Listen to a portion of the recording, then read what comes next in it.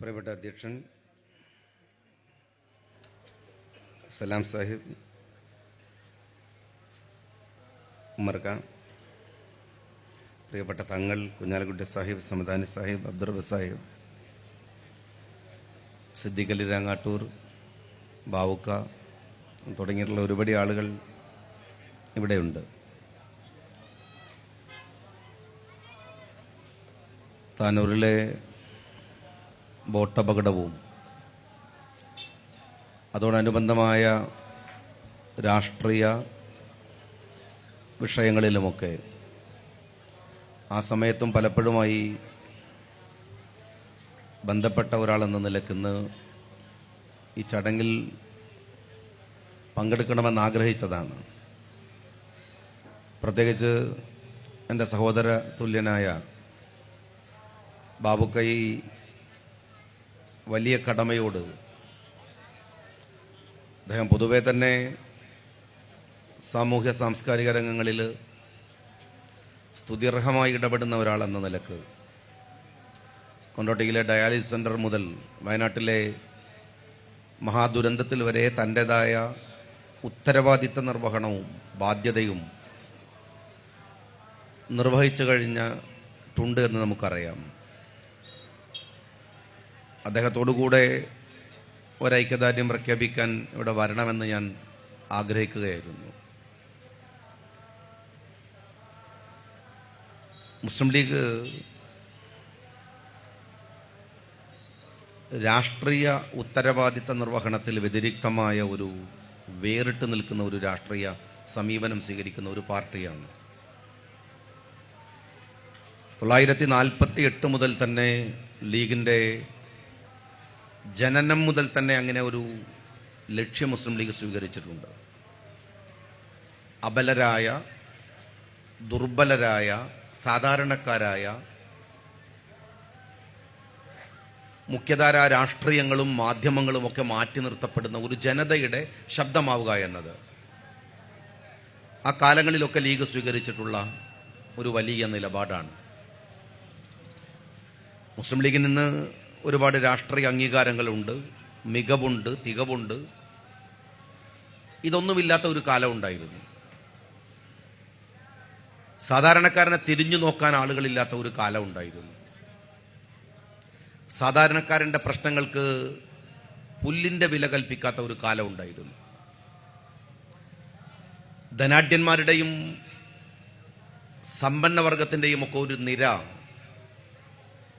ലീഗിന് ബദൽ തീർത്ത് മറുഭാഗത്തുണ്ടായിരുന്നു. പാവപ്പെട്ടവനാണ് ലീഗിൻ്റെ കൊടി പിടിച്ചു തുടങ്ങിയത്. അവൻ്റെ സങ്കടങ്ങളും വേദനകളുമാണ് മുസ്ലിം ലീഗ് അഡ്രസ്സ് ചെയ്തത്.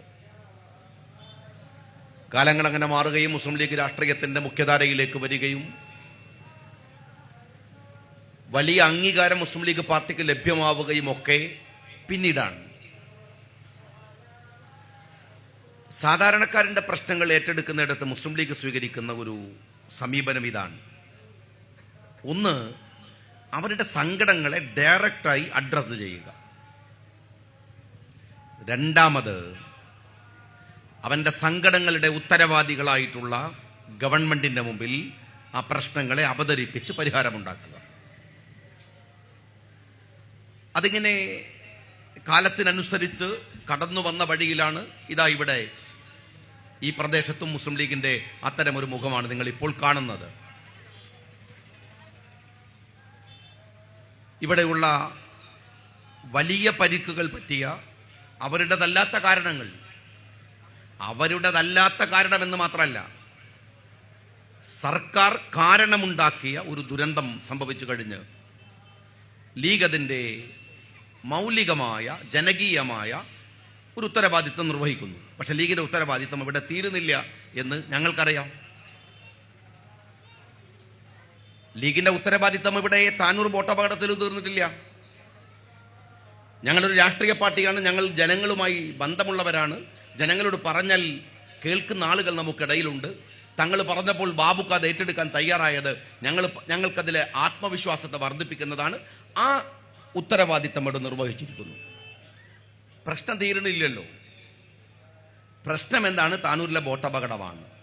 ആ ബോട്ടാണ്. അതിൻ്റെ പിറകിൽ മലപ്പുറത്തെ മന്ത്രിയുടെ പോലും പങ്കാളിത്തമുണ്ട്, ഇടപെടലുണ്ട്.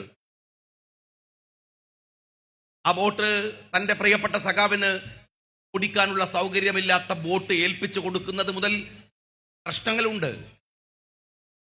അവരെല്ലാം ഇതിൽ നിന്ന് രക്ഷപ്പെട്ടു പോവാണോ?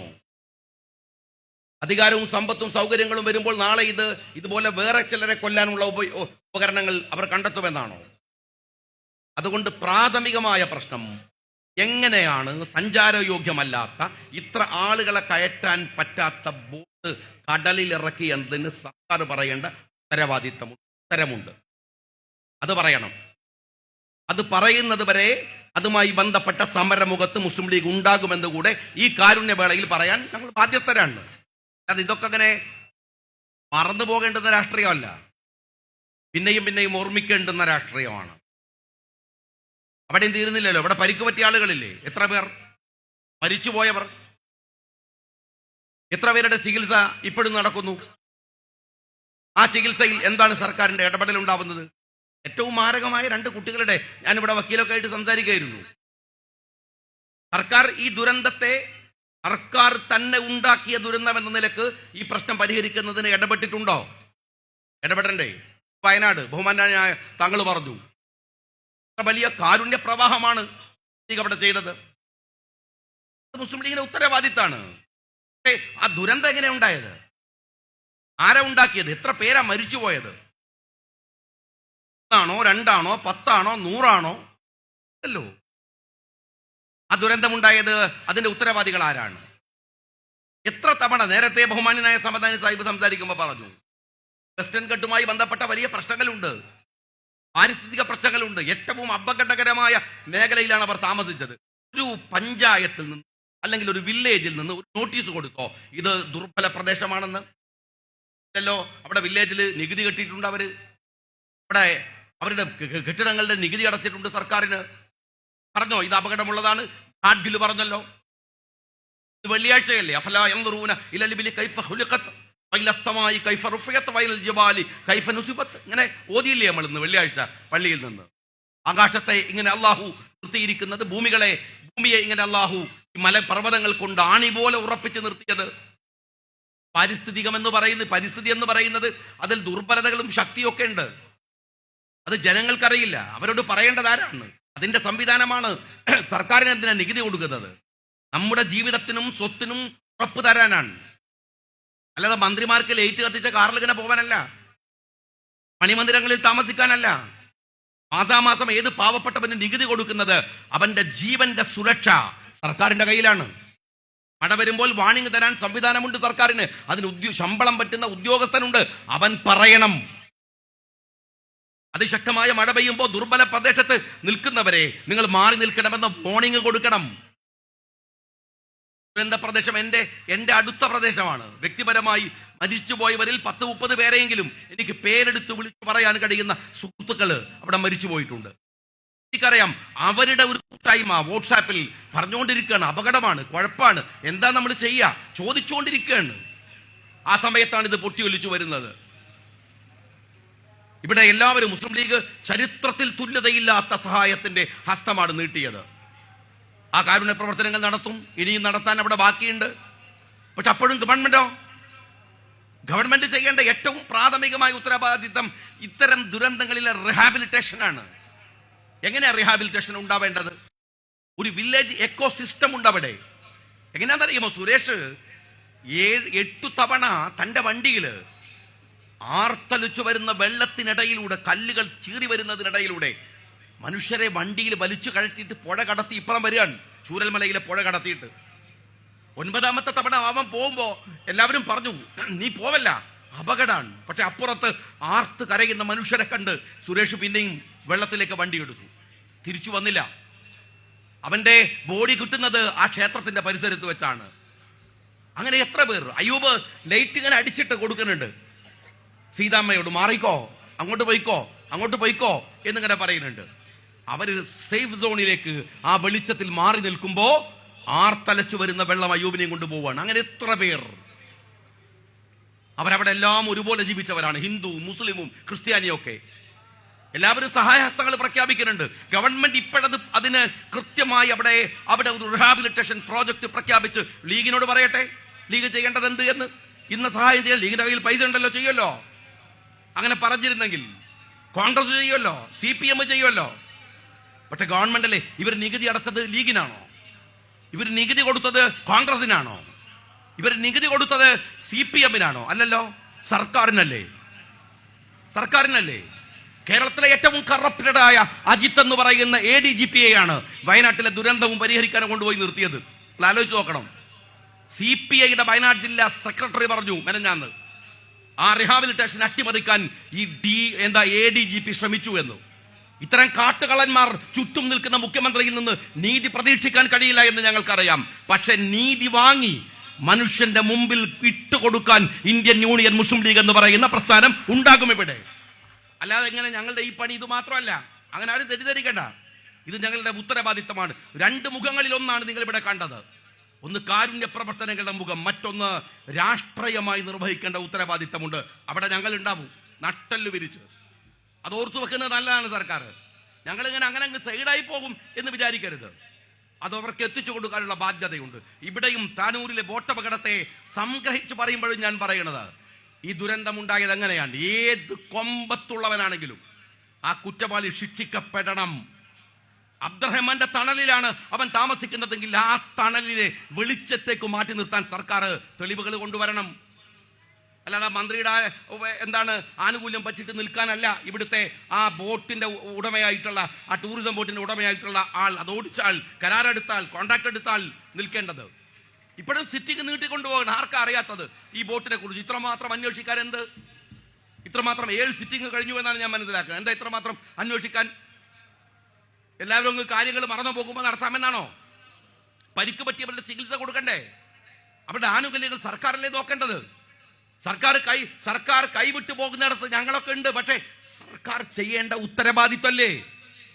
നികുതി വാങ്ങുന്നത് അതിനല്ലേ? ആ ഉത്തരവാദിത്തം സർക്കാർ നിർവഹിച്ചേ മതിയാവൂ. അതിൽ നിന്ന് കടുകട പിറകോട്ട് പോകാമെന്ന് വിചാരിക്കരുത്. താനൂരിലെ ബോട്ടപകടവുമായി ബന്ധപ്പെട്ട് ഇത് നിരന്തരമായ ഒരു പ്രശ്നമാണ്. നിങ്ങൾ മനസ്സിലാക്കണം. എല്ലാ ദുരന്തങ്ങളിൽ നിന്നും സർക്കാർ അതിന്റെ ഉത്തരവാദിത്തങ്ങളെ മാറ്റി വഴിതിരിച്ചു വിടുക, വേറെ തരത്തിലുള്ള രാഷ്ട്രീയത്തിലേക്ക് പോവുക. ഇന്നലെ പത്രക്കാരെ കാണുമ്പോൾ ഞാൻ പറഞ്ഞു, ദയവ് ചെയ്ത് നിങ്ങൾ ഈ വിവാദത്തിന്റെ പുറത്തു നിന്ന് വയനാട്ടിലേക്ക് തിരിഞ്ഞു നോക്കണം. റിഹാബിലിറ്റേഷൻ പ്രഖ്യാപിച്ചിട്ടില്ല, ഇപ്പോഴും പ്രഖ്യാപിക്കണ്ടേ? ഒരു 10-150 ഏക്കർ സ്ഥലം മാത്രമാണ് എനിക്കറിയാം. ആ സീതാക്കുണ്ടും പരിസരവും അത്രേ ഉള്ളൂ സ്ഥലം. നിങ്ങൾ പോയി നോക്ക്. 150 ഏക്കർ സ്ഥലം എടുത്തിട്ട് അവിടെ ഓരോരുത്തരും ഇപ്പൊ ഒരു ദുരന്തം വന്നു വീണാൽ എല്ലാവരും ഒരുപോലെ ആവുകയാണ്. അങ്ങനെ എങ്ങനെ ആവുക? ഒരുത്തൻ 50 വയസ്സ് വരെ 60 വയസ്സ് വരെ അവൻ കഷ്ടപ്പെട്ട് അധ്വാനിച്ച് 1 ഏക്കർ ഭൂമി, 2500 സ്ക്വയർ ഫീറ്റ് ഉള്ള വീട് അവൻ അധ്വാനിച്ചിട്ടാണ്. അവൻ നികുതി കൊടുക്കുന്നുണ്ട്, ടാക്സ് കൊടുക്കുന്നുണ്ട്. എന്നിട്ടോ അവന്റെ റവന്യൂ, അവന്റെ ഭൂമിയുടെ ടാക്സ് വില്ലേജിന് കിട്ടുന്നുണ്ട്. അവനെടുത്ത 2500 സ്ക്വയർ ഫീറ്റിന്റെ വീടിന്റെ ടാക്സ് പഞ്ചായത്തിൽ കിട്ടുന്നുണ്ട്. എന്നിട്ട് അവന്റെ അതല്ലാത്ത കാരണത്തിന് മലയങ്ങോട്ട് ഒടിച്ചു വന്ന്, അല്ലെങ്കിൽ ഒരു സുനാമി വന്ന് അവൻ നിലംപരിശായി. അപ്പൊ എല്ലാവരും കൂടി വന്നു അവനെ സഹായിക്കാൻ. എല്ലാവരും കൂടി വന്നിട്ട് എത്ര പേർക്ക് അപകടം പറ്റി? 50 പേർക്ക് അപകടം. 50 പേർക്ക് എത്ര വീട്? 5 സെന്റ് വെച്ചിട്ട് എല്ലാവർക്കും. ഒരു മനുഷ്യന്റെ 60 കൊല്ലത്തെ ജീവിതം എവിടെ? അവന്റെ അധ്വാനം എവിടെ?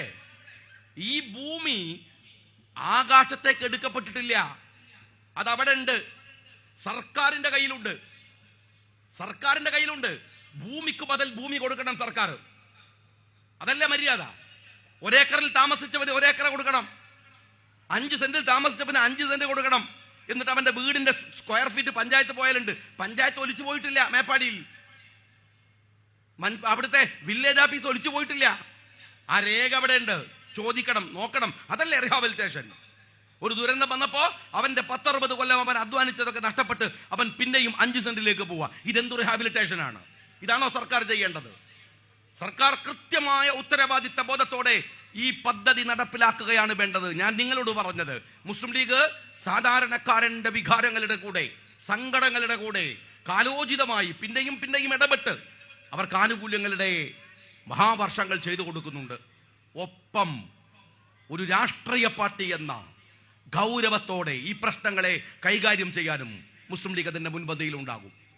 ആ ഉത്തരവാദിത്വം നിർവഹിക്കലാണ് ലീഗിന്റെ ബാധ്യതയെന്നും ആ ഉത്തരവാദിത്വത്തിന്റെ കൂടെ ഈ താനൂരിലെ മുഴുവൻ, ഈ പരപ്പനങ്ങാടിയിലെ, ഈ തിരൂരങ്ങാടിയിലെ മുഴുവൻ ജനങ്ങളും ഉണ്ടാകണം എന്ന് ലീഗിന്റെ രാഷ്ട്രീയത്തെ, കാരുണ്യത്തിന്റെ, സ്നേഹത്തിന്റെ ഒപ്പം ഉത്തരവാദിത്വ നിർവഹണത്തിന്റെ രാഷ്ട്രീയത്തെ ഉൾക്കൊള്ളാൻ നിങ്ങൾക്ക് എല്ലാവർക്കും സാധിക്കണം എന്ന് ആഗ്രഹിച്ചുകൊണ്ട് പ്രിയപ്പെട്ട സിദ്ദീഖിന്റെ പിറകിൽ ഇരിക്കുന്നത് കൊണ്ട് ഇനി ദീർഘമായി സംസാരിക്കുന്നതിൽ അർത്ഥമില്ലെന്ന് വിചാരിച്ച് ഞാൻ എൻ്റെ വാക്കുകൾക്ക് വിരാമം കുറിക്കുന്നു. ആശംസകൾ നേരുന്നു. ജയ് ഹിന്ദ്.